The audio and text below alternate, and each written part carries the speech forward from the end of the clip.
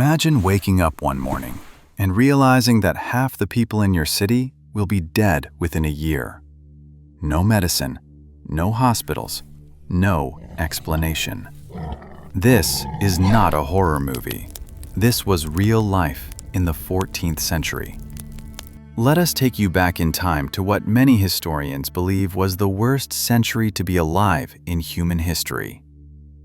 When we think about the worst times in history, most people mention the World Wars or the Great Depression. But long before tanks, bombs, and nuclear weapons, humanity faced a century so brutal, so unforgiving, that simply surviving was considered an achievement. The 14th century, from the year 1300 to 1399, became a perfect storm of disaster. Disease, war, famine, religious terror.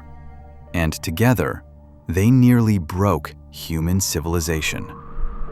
At the beginning of the 1300s, Europe was already struggling. Cities were overcrowded. Hygiene was almost non-existent. Most people lived packed together with animals.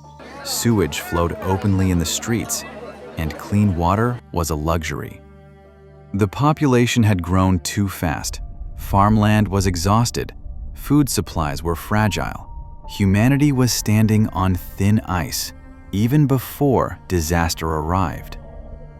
In the year 1315, the rain began, and it didn't stop.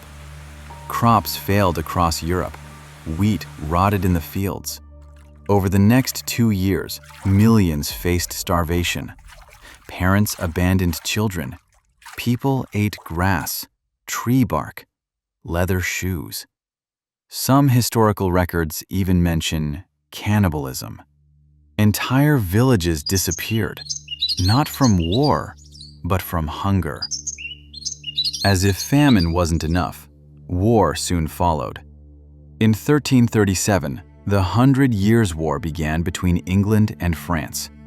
For more than a century, armies burned towns, destroyed farms, and slaughtered civilians. Soldiers didn't just fight enemies, they looted their own people.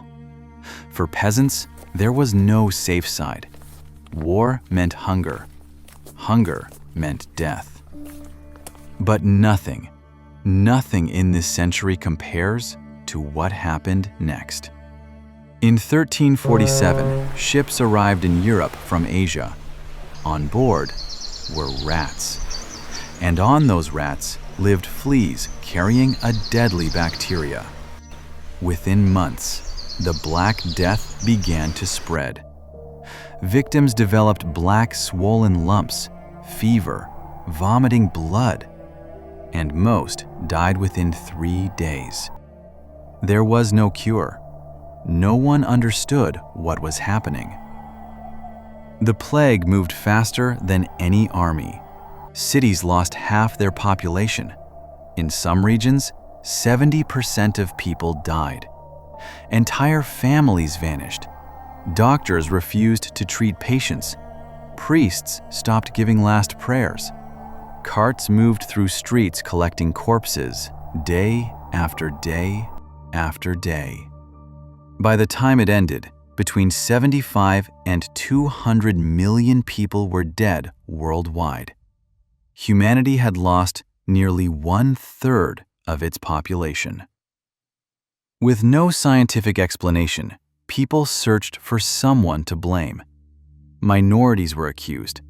Thousands of Jews were executed, burned alive, or expelled from cities. Witch hunts began to spread. Flagellant groups marched through streets, whipping themselves in public, believing pain would stop God's punishment. Fear ruled everything. Logic disappeared. Survival became the only law. By the late 1300s, Europe was unrecognizable. Fields were empty. Cities were silent. Entire professions had vanished.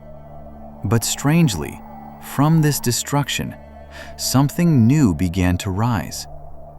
With fewer workers, peasants gained power. Wages increased. Old social systems collapsed.